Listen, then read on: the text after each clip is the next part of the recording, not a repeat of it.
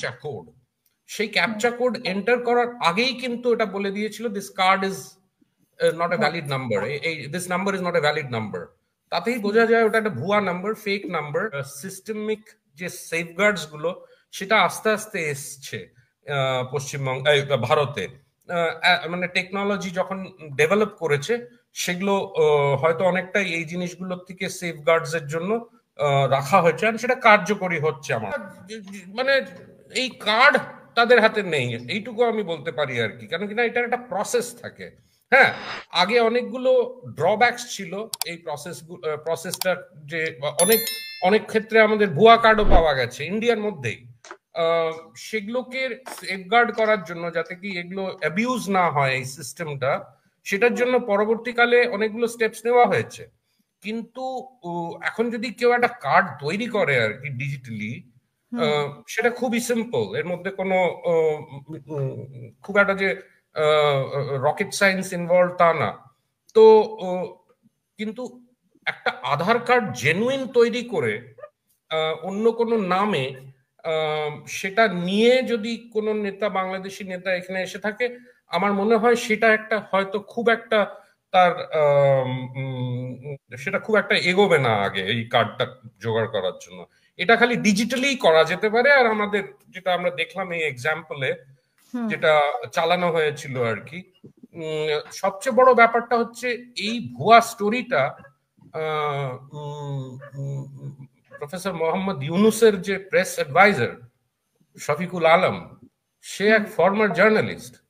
অবশ্য সে sports journalist ছিল, তার রাজনীতি নিয়ে বা পলিটিক্যাল ইয়ে নিয়ে কতটুকু অভিজ্ঞতা আছে সেটা নিয়ে আই হ্যাভ সিরিয়াস ডাউটস।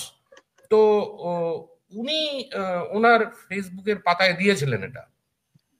তারপরে যখন এটা প্রুভ করা হলো এটিএন বাংলা বলে একটি চ্যানেলের থেকে, ওরা কিন্তু ঢুকে ওই আধারের নাম্বারটা দিয়ে যখন ওরা চেক করতে গেল, আধার নাম্বারটা পুরোটা দেওয়ার পরেই একটা ক্যাপচা এন্টার করতে হয়, ক্যাপচা কোড। সেই ক্যাপচা কোড এন্টার করার আগেই কিন্তু এটা বলে দিয়েছিল this card is not a valid number, this number is not a valid number. তাতেই বোঝা যায় ওটা একটা ভুয়া নাম্বার, ফেক নাম্বার করে এটা জেনারেট করা হয়েছে। তো পরবর্তীকালে মিস্টার শফিকুল আলম এটাকে নিজের ফেসবুকের পেজ থেকে হয়তো বাদ দিয়ে দিয়েছেন। The problem here is that এই যে যারা রেসপন্সিবল পজিশনে আছে, তারা যে কতই রেসপন্সিবল এই সবগুলো, এই ধরনের ফেক নিউজ চালানোর জন্য, এটা কিন্তু আগে যে সরকার ছিল তারাও করেছে এরকম। তো এটা একটা কালচার হয়ে দাঁড়ায় এই ফেক নিউজ, এই ধরনের সেন্সেশনালিস্ট জিনিসগুলো করায়। আর এতে it doesn't really serve the purpose of free expression. উনি যখন তুলে নিয়েছে তার আগে কিন্তু ছড়িয়ে গেছে, মিডিয়াগুলো লুফে নিয়েছে, মিডিয়াগুলো প্রচার করেছে।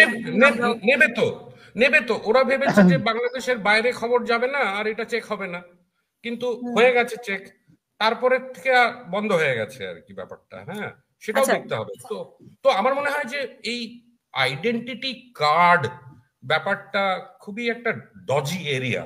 এখানে মানে ফেক করতে গেলে ধরা পড়বেই সামহাউ অর দি আদার, এটা যদি ফরেনসিক্স হয় আর কি। আর রইল প্রশ্ন হচ্ছে যে আওয়ামী লীগ নেতাদের কাছে এই ধরনের ভুয়া জিনিস আমার মনে হয় না সেটা আছে। তারা আছে আর কি, সেটা না। আমরা যদি এখন ইতিহাসে যাই আর কি, তো আমাদের দেশে তো প্রচুর বাংলাদেশ থেকে মাইগ্রেন্টসরা এসছে, যাদের আমরা ডিসক্রাইব করি আনডকুমেন্টেড মাইগ্রেন্টস। তারা এসে কিন্তু রেশন কার্ড বানিয়ে নিত বা প্যান কার্ড বানিয়ে নিত। কিন্তু রেশন কার্ড আর প্যান কার্ড একটা ইন্ডাস্ট্রি হয়ে গেছে পশ্চিমবঙ্গে। এই ফেক রেশন কার্ড আর এগুলো দিয়ে চালিয়ে দিয়েছে। এগুলো তখন ছিল, কিন্তু তখন ওই সেফগার্ডস গুলো ছিল না, যেগুলো বায়োমেট্রিক্স দিয়ে করা যায় আর কি। হ্যাঁ, তো অ্যাজ এ রেজাল্ট এখন আর কেউ প্যান কার্ড আর ওগুলো কোনো ব্যাপারই না। ওগুলো তো ভেরি সিম্পল, ওগুলো একটা করে নিলেই হলো আর কি। লাইসেন্স, ড্রাইভিং লাইসেন্সও তাই। তো অবশ্য ড্রাইভিং লাইসেন্সও এখন একটা আইডেন্টিটি ডকুমেন্ট ইন্ডিয়াতে। কিন্তু আমরা নানান সরকারি ট্রানজাকশনের সঙ্গে ড্রাইভিং লাইসেন্সও দিতে পারি, কেন কিনা ড্রাইভিং লাইসেন্সে সেই সেফগার্ডটা করেছে। ওরা একটা মাইক্রোচিপ বসানো হয়েছে ড্রাইভিং লাইসেন্সে, যেটাকে স্ক্যান করলে ইমিডিয়েটলি বোঝা যায় যে সেটা ফেক কিনা। তো এই এই ধরনের মেকানিক্যাল সিস্টেমিক যে সেফগার্ডস গুলো সেটা আস্তে আস্তে এসছে পশ্চিমবঙ্গ ভারতে। মানে টেকনোলজি যখন ডেভেলপ করেছে সেগুলো হয়তো অনেকটাই এই জিনিসগুলোর থেকে সেফগার্ডস এর জন্য রাখা হয়েছে, আর সেটা কার্যকরী হচ্ছে আমার মনে হয়।